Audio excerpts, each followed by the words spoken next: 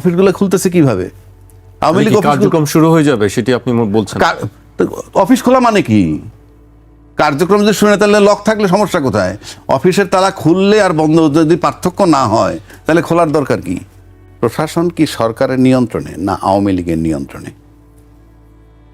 কেন বলছি কথাটা? শুনলে সবাই আসমান দিয়ে পড়বে। আওয়ামী লীগের নিয়ন্ত্রণে কেন? আপনি তো বলছেন যে এই প্রশ্নটা আপনি সেই জায়গাটাই আসছি, সেই জায়গাটাই তো আসতেছি। পুলিশ জানে যে আওয়ামী লীগের কার্যক্রম নিষিদ্ধ, জানে, প্রশাসন জানে। তো আওয়ামী লীগ কিন্তু গত 17 মাস বা 18 মাস মাঠে নামেনি, মানে তাদের যেহেতু প্রচার নিষিদ্ধ, কার্যক্রম নিষিদ্ধ, সেই আদেশ কিন্তু এখনো বহাল, উইথড্র হয় নাই। তাহলে সরকারের পরিবর্তন হয়ে গেল, সরকারের পরিবর্তন হয়ে গেল এবং ওত নেওয়ার আগেই তালা খোলা শুরু হলো নানান জায়গায়। কোথাও আমি গিয়ে সাথে খুলে দিলাম, কোথাও শরীফ বেগ গিয়ে সাথে খুলে দিল, আবার কোথাও নিজেরা খুলতেছে। তাহলে কি মানে, অর্থাৎ তারা নিশ্চিত হয়ে গেল যে ওই সরকার চলে যাওয়ার মানেই হচ্ছেই আমরা ধরাছোঁয়ার বাইরে এখন। তাহলে আদেশ কিন্তু বহাল আছে, আপনি কাজটা করতে পারবেন না। এবং বলা হয়েছে যে আগের সরকার প্রশাসনিকভাবে মারাত্মকভাবে ব্যর্থ। তাহলে নতুন সরকার যে আসলো, সবার আগে তালাটা খোলা হইলো কেন? মানে তালা খুলতেছে, আমি কিন্তু কোনোটার বিরোধী না, কিন্তু কার্যক্রম তো নিষিদ্ধই আছে এখন। আরে কার্যক্রম নিষিদ্ধ, তাহলে আপনি অফিস যখন খুলতেছেন, আপনি কার্যক্রম অফিসে বসাও কার্যক্রম, আপনি কার্যক্রম নিষিদ্ধ মানে কি? এটা অফ থাকবে। আপনি কার্যক্রম উইথড্র হলে তো আপনি অটোমেটিক খুলবেন। ও তাহলে খুলতে পারবেন, এরপর বৈশা চা খাইতে পারবেন, এরপরে আলাপ করতে পারবেন, তারপরে মিছিল করতে পারবেন। কথার কথা বলছি, আমি কিন্তু তাদের ওইটার বিরোধী না, আমি আমার আইনের কথা বলছি যে আমার আইনটা কোথায়। মানে নির্বাচিত সরকার আসলেই যে আইনটা কার্যকর হয়ে যাবে বা তারা বেশি প্রশাসন বেশি ইফেক্টিভ হবে সেটা আমি দেখতেছি না। এখন আসেন, যতক্ষণ পর্যন্ত উইথড্র না হয় আপনি অফিস খুলতে পারবেন না, কিন্তু আপনি খুলে ফেললেন কিভাবে? যে সরকার আসছে, সরকার আসার পর যদি তার এরকমভাবে সরকার আমাদের ফেভারেবল এবং প্রশাসন আমাদের কিছু বলবে না, এই দুইয়ের সমন্বয় পাইছে বলে এটা খুলতেছে, তা নাহলে খোলে কিভাবে? আপনি এটা সিম্পল বিষয়। এখন আসেন, যেমন ধরেন যদি বলা হয় যে অন্তর্বর্তীকালীন সরকারের সময় যে সমস্ত সিদ্ধান্ত নিছে সেগুলো মানতে বাধ্য নয়, আমি সব দিকই বলতেছি যে তারা মানবে না, অন্তর্বর্তীকালীন সরকার সিদ্ধান্ত দিছে সেই জন্য মানলাম না, সে ধরনের কোনো বক্তব্য সেজন্য বক্তব্য আসেও নাই। তাহলে আমি আলটিমেটলি দেখতেছি যে আমার মানে এটা যদি আপনি আইনি চেহারা ধরেন, আপনি প্রাথমিকভাবে আমি দেখতেছি যে প্রশাসন কাজ দেখাচ্ছে না। আপনি খুলেন কিভাবে? সো দ্যাটস সিম্পল হিসাব। আমাদের তো সাথে সাথে এখন পাইতে হবে যে এই আওয়ামী লীগের অফিসগুলো খোলা সঠিক হয় নাই এবং আইনি অ্যাকশন নেওয়া উচিত। হয়তো আওয়ামী লীগের লোক ভাবতে পারে অথবা বিএনপির লোক ভাবতে পারে কি আমি তাদের এই আওয়ামী লীগের বিরুদ্ধে বা বিএনপির বিরুদ্ধে, নো, আমি বলছি ওই সরকার থাকলে আমরা বারবার বলেছি যে প্রশাসন কাজ করছে না এবং এটা সরকারের দায়। তা সেখানে নিষিদ্ধ আওয়ামী লীগের কার্যক্রম, নিষিদ্ধ আওয়ামী লীগ অফিস খুলে ফেলতেছে, কোথাও কোনো প্রতিক্রিয়া নাই, এটা কিসের লক্ষণ? এটা আমার প্রশ্ন, এটা কিসের লক্ষণ? এবং আওয়ামী লীগের অফিসের তালা খুলছে, এটার মানে ইনডাইরেক্টলি আপনি ধরতে পারেন যে যেহেতু সরকার বাধা দিচ্ছে না, প্রশাসন বাধা দিচ্ছে না, তাহলে আওয়ামী লীগের তালা খোলা মানে আওয়ামী লীগের নিজের খোলা আর সরকারের খুলে দেওয়ার মধ্যে আমি কোনো পার্থক্য দেখি না। সুতরাং আপনি হিসাব করতে পারেন আমরা সামনের দিক কোথায় যাব। কেননা কেউই আমরা আইন মানতেছি না, যেহেতু আইন সামনের দিকে কোথায় যাব, তাহলে আপনি বলছেন বা আপনি কি চিন্তা করছেন? এই যে শুরুই তো হইলো যে আপনার আইনের উপর নিয়ন্ত্রণ নাই, আইন দ্বারা নিয়ন্ত্রণ করা যাচ্ছে না। আপনি এটা তো আমার আইনস্টাইন হইতে হবে না, কার্যক্রম নিষিদ্ধ আছে তো, অফিসগুলো খুলতেছে কিভাবে? তাহলে অফিসগুলো খুলতেছে কিভাবে? আওয়ামী লীগ কার্যক্রম শুরু হয়ে যাবে সেটি আপনি বলছেন? অফিস খোলা মানে কি? কার্যক্রম যদি শুনে তাহলে লক থাকলে সমস্যা কোথায়? অফিসের তালা খুললে আর বন্ধ যদি পার্থক্য না হয় তাহলে খোলার দরকার কি? আমি বুঝাইতেছি ওইটা। আমি আওয়ামী লীগের বিরোধী না, আওয়ামী লীগ মাঠে নামুক, রাজনীতি তার ব্যাপার, কিন্তু প্রশ্ন হচ্ছে আমার আইন প্রশাসন, যেটা আমরা 17 মাস ব্লেম দিলাম যে নির্বাচিত সরকার ক্ষমতা আসলেই আমরা দেখবো আইনের আলাদা চেহারা, সেটা কোথায় পাচ্ছি? বরং নির্বাচিত সরকার আসার পর তো অফিসগুলো খুলতেছে। আমরা এখন যেমন কথা তুলতেছি, আইনে নাই। কি নাই? আইনে গণভোট নাই। কিন্তু আমি তো গণভোট মেনে নিছি, গণভোট করব। গণভোট করার জন্য সরকার একটা অধ্যাদেশও জারি করছে, তার ভিতরে বলা আছে গণভোটটা ফাইনালি কার্যকর কিভাবে হবে। না হইলে সেটা ভিন্ন কথা। গণভোট মেনে নিলাম, নির্বাচনের সময় বললাম যে হাতে ভোট দাও, আমরা তো মেনে নিলাম। তো মেনে নেওয়ার পর যদি আমরা এখন দুইটা ওত নেওয়ার কথা, একটা নিলাম সংবিধান সংস্কার হিসেবে, আরেকটা হচ্ছে সংবিধান সংস্কার পরিষদের সদস্য হিসাবে, আপনি তখন নিচ্ছেন না। আপনি যদি না নেন কি করার আছে? এখন আপনি নিচ্ছেন না বইলে আবার মন্ত্রী পরিষদে আমরা গেলাম না, মানে যারা গেল না তাদেরই বা কি করার আছে? এখন এটা তো মনে করেন শঙ্কা বলতে কি, আপনি ফ্রম ডে ওয়ান তো একটা মতবিরোধ, একটা অনৈক্য যেটা চলমান ছিল 8 মাস, তারপরে গেলাম গণভোটে, আবার চলে আসলো, সেই শঙ্কার জায়গা তো রয়েই গেল। এখন শঙ্কা বলতে সবসময় পার্লামেন্টে আইনি লড়াইটাও তো শঙ্কা। এখন এই যে আমি যদি না মানি, এখন আমার 2/3 মেজরিটি আমি মানলাম না, তো কি হবে? মানলেন না যখন আপনি যে সংবিধানে নাকি বলছে 2টা শপথ নাই, একটা শপথ আছে সংসদ সদস্য হিসাবে নিবেন, তো সেটা তো সেই সংবিধান মোতাবেক আপনার নির্বাচনটা হইতে হবে। সেই সংবিধান মোতাবেক নির্বাচন হইতে গেলে তো প্রধানমন্ত্রীর ক্ষমতায় থেকে 3 মাস মেয়াদ থাকতে নির্বাচন হইতে হবে। সেই সংবিধান থাকলে তো আপনাকে সংসদ ভেঙে যাওয়ার পর 90 দিনের মধ্যে, কোনো কারণ না হলে আরও 90 দিন, 180 দিনের মধ্যে নির্বাচন হইতে হবে। সেখানে আপনি ফেব্রুয়ারি 2026 আমরা নির্বাচন করলাম কি হিসাবে?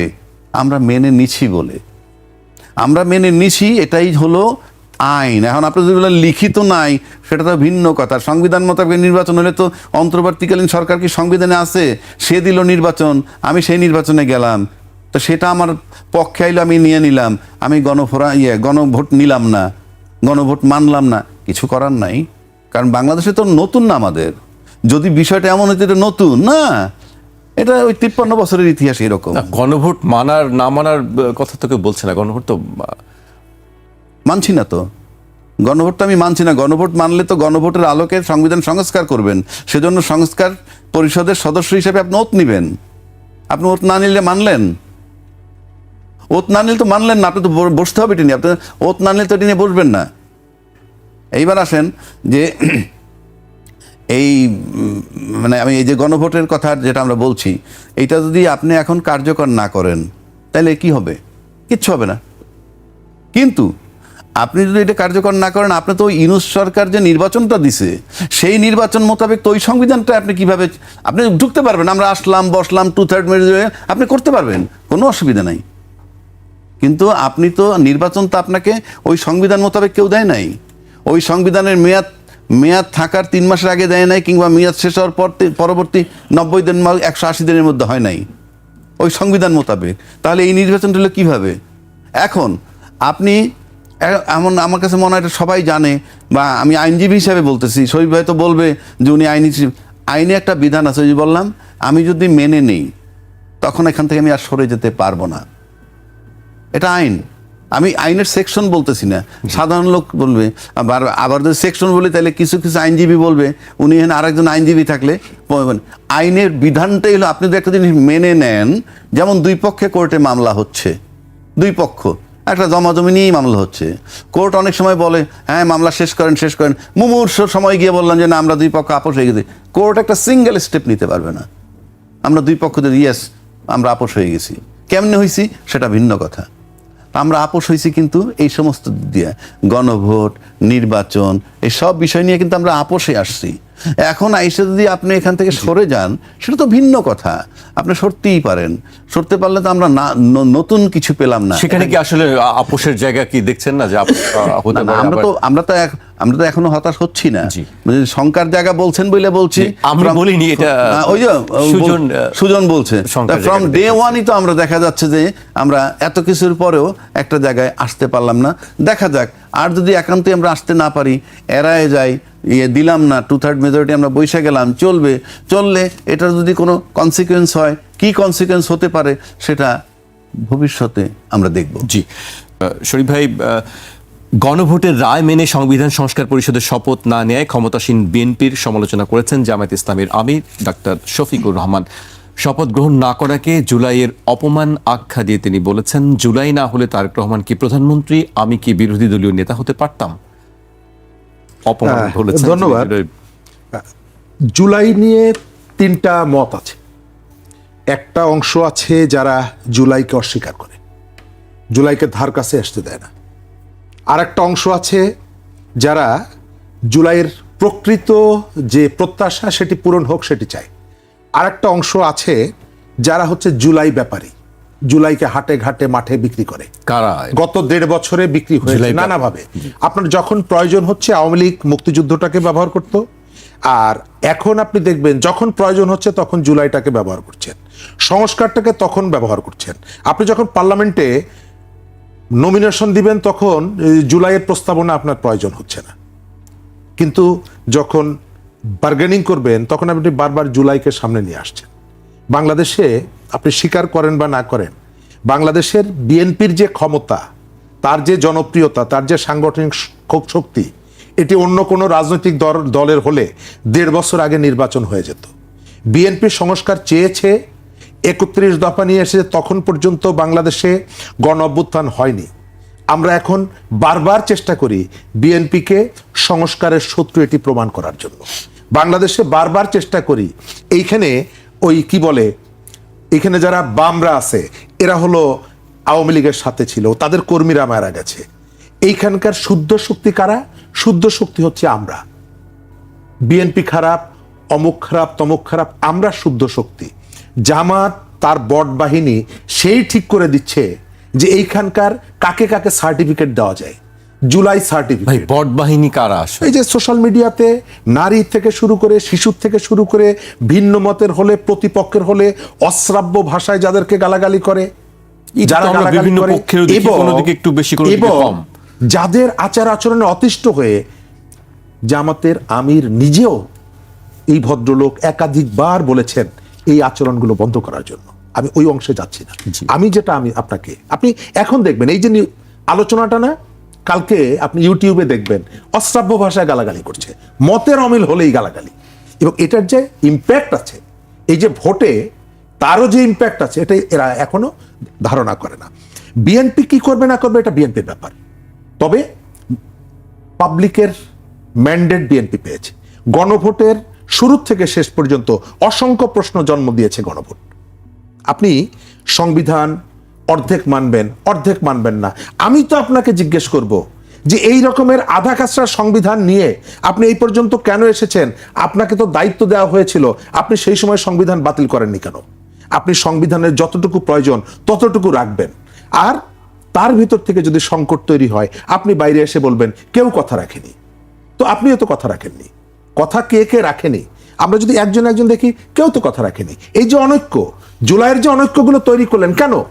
কি কারণে? আপনি উদীচী অফিসে আগুন দিতে হয় কেন? উদীচীতে এই গণ অভ্যুত্থানের কারফিউ ভাঙ্গা প্রথম সাংস্কৃতিক সংগঠন, কেন প্রথম আলোতে আপনি আগুন দিবেন? কেন ডেইলি স্টারে আপনি আগুন দিয়েছেন?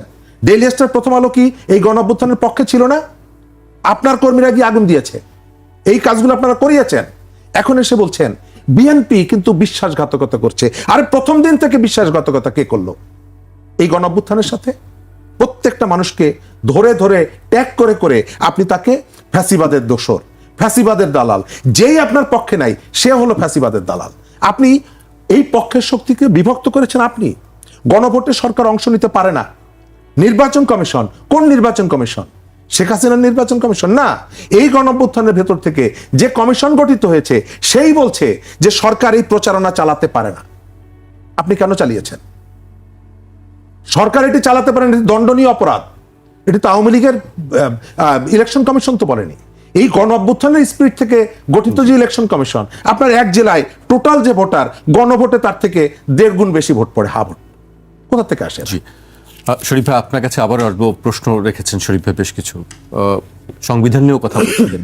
সংবিধান সংস্কার করার কথা উঠেছিল 5 আগস্টের পরে। সংবিধান পুনরায় নতুন করে লেখা হবে কিনা, এই সংবিধান চলবে কিনা, অনেক কথা আমরা 5 আগস্টের পর শুনেছি। কি হলো আসলে শেষ পর্যন্ত? শেষ পর্যন্ত তো আমরা সেই সংবিধান সংস্কারের নামেই আমরা গণভোটে গেলাম। এটা তো এমনি এমনি হয় নাই, 8 মাস ধরে মানে দৌড়াদৌড়ি কইরে তারপর আমরা গণভোটে গেলাম। এটা তো সংবিধান সংস্কার করার জন্যেই। এখন যদি ইভেন আপনার এই ক্ষমতাসীন যে দল আজকে, তাদের চেয়ারম্যানও তো বলছে গণভোটে হাতে ভোট দিবে। আমি তো মনে করি তারপরেই গণভোট জয়যুক্ত হয়েছে। আপনি ভোট নিয়ে যেটা বললো যে এক জায়গায় বেশি কাস্ট হয়েছে, এটা সরকারের ব্যাপার, কি নির্বাচন, সেই বিতর্ক তো আছেই। সেটার জন্য তো সব কিছু থেমে যায়নি। নির্বাচন হয়েছে, নির্বাচনের ফলাফল হয়েছে, এগুলো নিয়ে এখন আমাদের কোনো কোশ্চেন নেই। যেগুলো নিয়ে যা বলার আমরা আগে বলছি, নির্বাচনেরও আগে বলে দিছি, সেটা অন্য কথা। কিন্তু আপনি যেহেতু হায়ের পক্ষে সবচেয়ে বেশি বড় দল যিনি জয়লাভ করে 2/3 মেজরিটি নিচ্ছেন, তাদের চেয়ারম্যানও তো হাতে ভোট দিতে বলছেন। হাকে জয়যুক্ত, এবং যেভাবে ধানের শীষে আপনারা ভোট দিবেন, একইভাবে গণভোটকে হাতে ভোট দিয়ে জয়যুক্ত করতে হবে। তাহলে তো ওনাদের ডিজায়ার মোতাবেকই তো এই গণভোট জয়যুক্ত হয়েছে। তা জয়যুক্ত যদি হয়ে থাকে, তাহলে এটা এখন আমি তো একটু আগেই আপনাকে বললাম, আইনে কি না আছে নাই বড় কথা না। আইন মানলে আইনও তো আমি বললাম, আইন বললো তো আমি এই সংবিধান মোতাবেক আপনার 2024-29 নির্বাচন হওয়ার কথা। 2026 তো কোনোভাবে নির্বাচন নাই। সংসদ ভেঙে যাওয়ার পর সর্বোচ্চ 7ই ফেব্রুয়ারি 2025 মধ্যে 180 দিনের মধ্যে যদি নির্বাচন হয়, সেটা তো হয় নাই। তাহলে আমরা তো কোনো দিকেই নাই, আমরা আসি কিসে এখন?